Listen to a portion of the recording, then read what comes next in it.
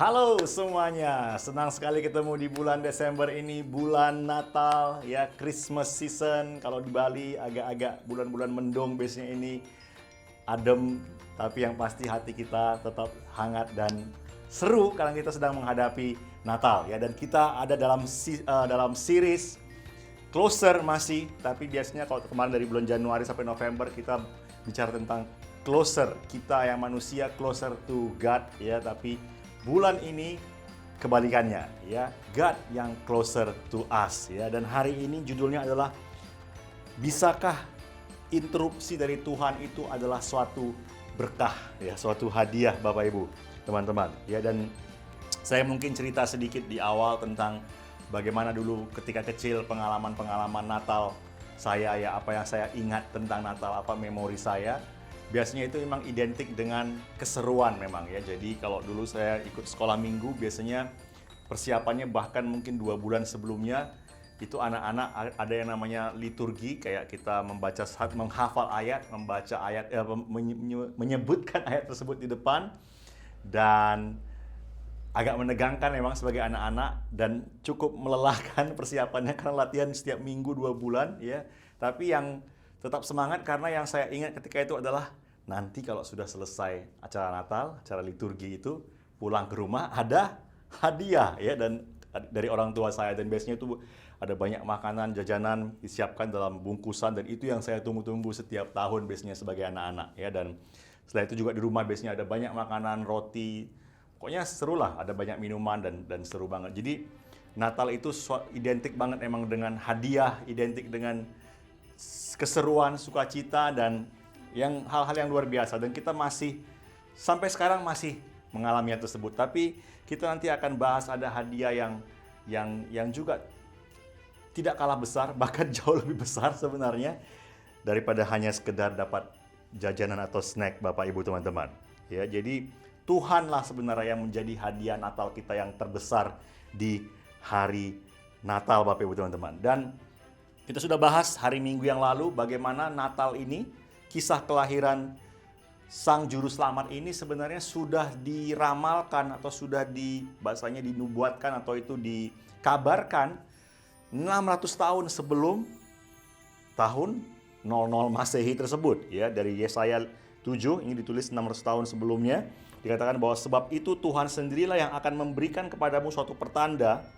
Sesungguhnya seorang perempuan muda mengandung dan akan melahirkan seorang anak laki-laki, dan ia akan menamakan dia Immanuel, ya, yang artinya adalah Tuhan bersama dengan kita. Ya, jadi itu sudah bagi bangsa Israel ketika itu sudah diberitakan, bahkan bakal ada seorang anak wanita, ya, seorang wanita muda, perempuan muda katanya, yang akan melahirkan si Sang Juru Selamat Immanuel tersebut, ya. Jadi kalau kita mungkin kayak sekarang mungkin katakanlah, ya, ini bukan politik, ya, tapi kita bilang, oh, nanti ada Indonesia Emas 2045 katanya. Kita kan dari mulai sekarang sudah, wah, bagaimana nanti Indonesia dan seterusnya. Dan ketika itu juga sama, bangsa Israel pasti semua mereka akan mengira-ngira, wah, siapa nanti anak perempuan muda tersebut yang akan mengandung tersebut, ya. Dan apalagi para wanita muda ketika itu pasti mereka akan lebih emosional atau mungkin lebih terpancing karena, wah,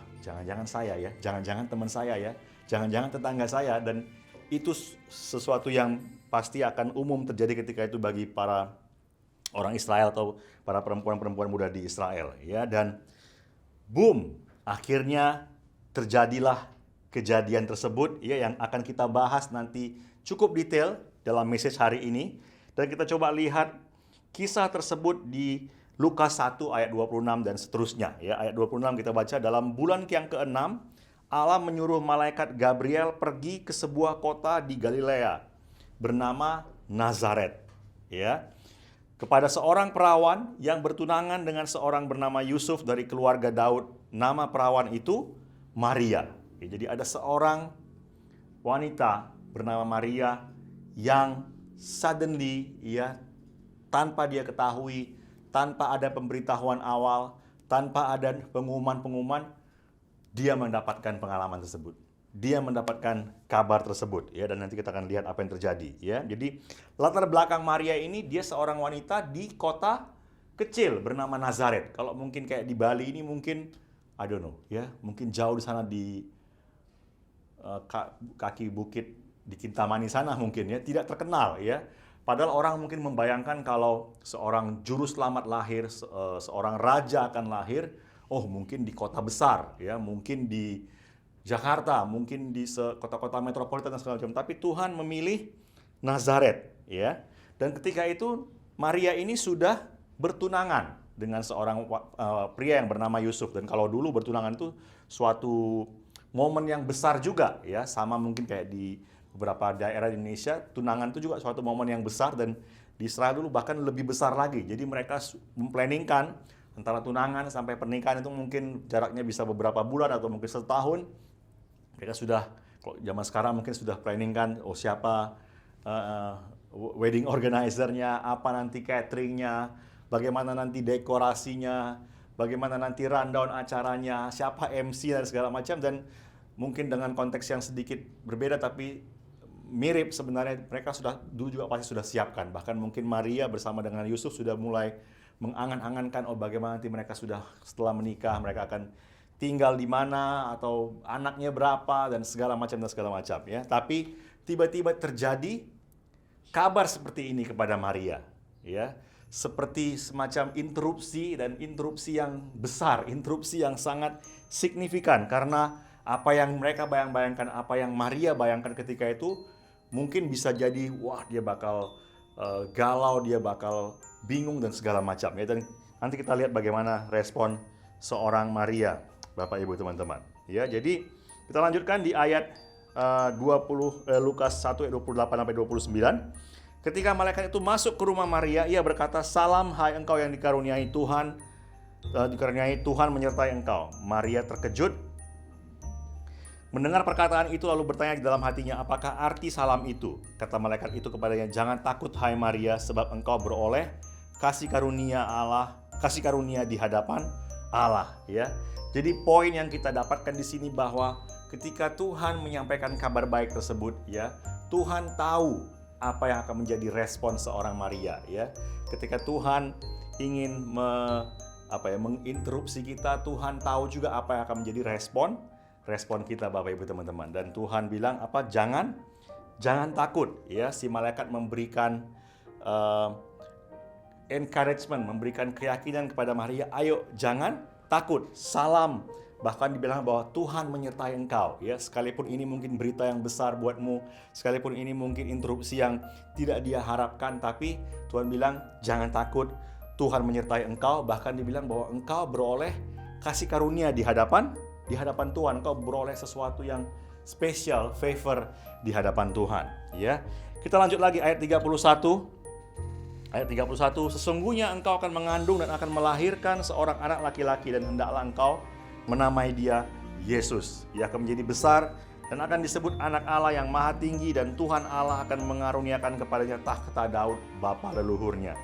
Sebab ia akan menjadi raja atas kaum keturunan Yakub sampai selama-lamanya, dan kerajaannya tidak akan berkesudahan."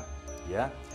Maria didapatkan kabar bahwa kamulah, ya, yang dinubuatkan dahulu 2600 tahun yang lalu oleh Nabi Yesaya. Kamulah perempuan muda itu yang akan melahirkan Sang Immanuel tersebut. Jadi, wow, ini berita yang sangat besar, ya.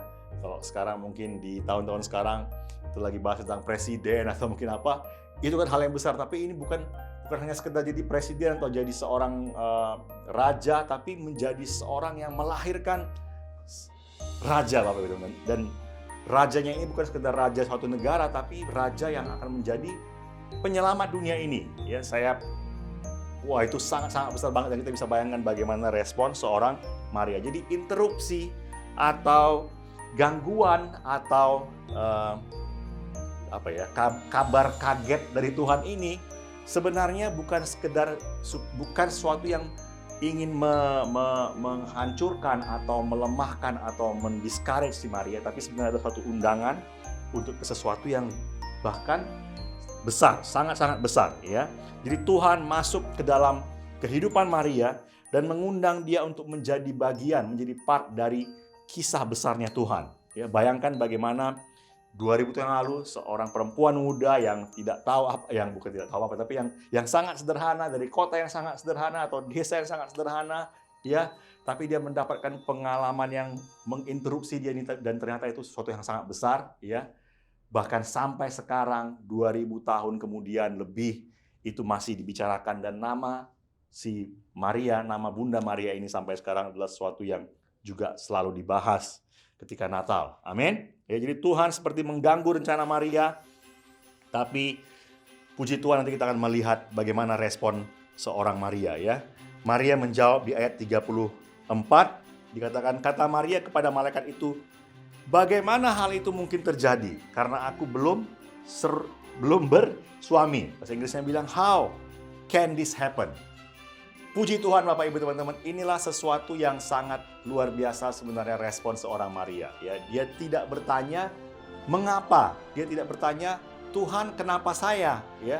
Dia tidak mendinai Tuhan, atau dia tidak menolak apa yang Tuhan mau kasih sama dia, sekalipun itu sebenarnya adalah kabar baik, tapi yang mungkin terbungkus atau terdengar seperti suatu kabar yang tidak baik. Ya, tapi Maria menjawab dengan bagaimana hal itu mungkin terjadi. Ya, jadi dia seperti menerima, dia percaya, tapi dia juga bertanya bagaimana caranya, gitu ya. Jadi ini sesuatu yang bisa menjadi respon kita juga Bapak Ibu teman-teman. Ketika Tuhan menjanjikan sesuatu dalam hidup kita dari firman Tuhan, ya kita nggak bertanya Tuhan kenapa Tuhan, tapi Tuhan aku mau mengikuti jalan-jalanmu dan bagaimana hal tersebut bisa terjadi, ya. Bagaimana kebaikan Tuhan itu terjadi dalam kehidupan saya, ya. Kita nggak protes sama Tuhan, bilang Tuhan kenapa ini terjadi, Tuhan kenapa, tapi Tuhan aku tahu bahwa janjimu seperti ini, dan Tuhan aku mau melihat bagaimana engkau mengerjakan janji-janjimu tersebut. Amin. Jadi ketika Tuhan memberi kita makna dan tujuan, ya, atau memberi kita panggilannya, pertanyaan kita kepada Tuhan bukan kenapa saya Tuhan, atau kenapa ini, tapi Tuhan bagaimana Tuhan, supaya aku bisa mengerjakan, atau supaya aku bisa masuk dalam rencanamu. Ayat 35, jawab malaikat itu kepadanya, Roh Kudus. Jadi Tuhan menjawab pertanyaan si Maria. Ya, jadi kita tidak ada salahnya bertanya sama Tuhan, ya, amin. Dan Tuhan memberitahukan bagaimana hal tersebut bisa terjadi. Ya, kalau dalam konteks kita sekarang kita sering bilang, ayo kita journaling, ayo kita membaca firman Tuhan setiap hari, ya, hanya singkat, supaya kita bisa mendengar, oh Tuhan seperti ini, oh Tuhan seperti ini. Jadi akhirnya Tuhan jawab malaikat itu kepadanya, Roh Kudus akan turun ke atasmu, dan kuasa Allah yang Maha Tinggi akan menaungi engkau. Sebab itu anak yang akan kau lahirkan itu akan disebut Kudus, anak Allah.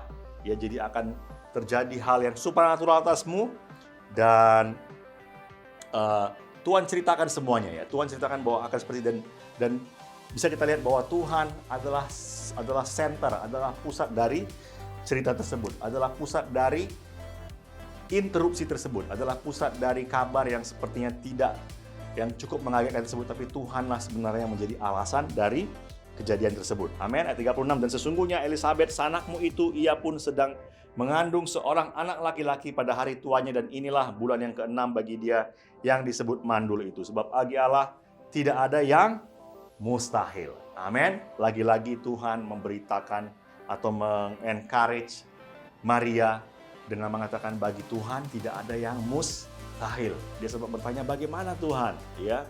Mungkin si Maria juga sudah berpikir, aduh bagaimana yang lain, ya, bagaimana dengan tunangan saya, bagaimana nanti apa kata orang, keluarga saya, keluarga besar saya, dan segala macam. Tapi encouragement dari Tuhan berkata, bagi Tuhan tidak ada yang mustahil. Artinya Tuhan membilang bahwa aku pasti akan menolong engkau, ya, aku pasti akan menyertai engkau. Yang lahir dari rahimmu adalah seorang Immanuel, yang berarti Tuhan menyertai. Jadi aku pasti juga akan menyertai engkau, aku pasti akan menemani engkau, ya, tidak ada yang mustahil. Amin. Dan si Maria mendengarkan itu dari suara Tuhan sendiri. Dan saya percaya Bapak Ibu sekali lagi teman-teman, untuk kita encourage kita untuk kita tetap journaling sama Tuhan, kita mendengar suara Tuhan, ya, kita mendapatkan kekuatan, keyakinan, keteguhan, karena Tuhan sendiri yang bisa berbicara kepada kita dalam journaling kita. Ayat 38, ini respon yang terakhir dari seorang Maria. Yang tadi dia awal bertanya, bagaimana Tuhan? Ya, dan kemudian dia menjawab, kata Maria, sesungguhnya aku ini adalah hamba Tuhan, jadilah padaku menurut perkataanmu itu. Lalu malaikat itu meninggalkan dia. Ya, jadi respon yang sangat luar biasa dari seorang Maria. Bahkan kalimat ini menjadi kalimat yang sangat terkenal. Dia bilang, Tuhan, aku ini adalah hambamu, jadilah padaku menurut perkataanmu itu. Jadi dia berserah kepada Tuhan, dia menaruh imannya kepada Tuhan, menaruh kepercayaan kepada Tuhan. Tuhan, yang kau rencanakan pasti yang terbaik. Ya, aku bisa bertanya bagaimana, daripada akhirnya, Tuhan, aku mau mengikuti apa rencanamu. Ya, ini lagu yang bahkan ada lagunya, lagu sekuler memang, let it be. Jadi jadilah kepadaku seperti apa yang engkau rencanakan. Amin. Dan saya mau mengajak Bapak Ibu teman-teman di momen Natal ini, yang mungkin di akhir tahun ini ada hal-hal mungkin yang kita alami yang mungkin sepertinya interupsi dari Tuhan, hal-hal yang mungkin tidak kita harapkan, atau hal-hal yang mungkin tidak selalu mengenakkan Bapak Ibu teman-teman. Tapi percayalah bahwa kalau kita di dalam Tuhan, ya, kalau kita bertanya sama Tuhan, Tuhan, bagaimana supaya aku bisa mengerjakan rencanamu, ya, saya percaya bahwa Tuhan akan berkata, bagi Tuhan tidak ada yang mustahil. Bagi Tuhan tidak ada yang mustahil. Dan kabar baik tentang Yesus ini adalah suatu penguatan kepada kita bahwa Tuhan adalah Tuhan yang Immanuel, yang akan selalu menemani kita, Dia akan selalu menyertai kita. Dia tidak janjikan bahwa semuanya akan lempeng-lempeng aja, semuanya akan mulus seperti jalan tol, semuanya akan selalu naik seperti seperti balon ke udara, tapi ada naik turunnya, tapi Tuhan tetap menyertai kita. Ya, saya akan tutup dengan satu cerita yang mungkin sudah beberapa kali saya ceritakan. Ya. Tapi dahulu ketika saya lulus kuliah, Bapak Ibu teman-teman, ya samalah seperti orang-orang sudah lulus kuliah, kalau sudah rencanakan, bakal kerja di kota besar, perusahaan besar dan segala macam, ya. Dan ketika itu saya sudah melamar di salah satu perusahaan tambang atau perusahaan minyak terkenal dari Amerika, dan sudah diterima sebenarnya. Tinggal tes terakhir, bahkan sudah keterima sebenarnya hasil tes terakhir, dan sudah akan dikabarkan akan berangkat tanggal sekian, ya.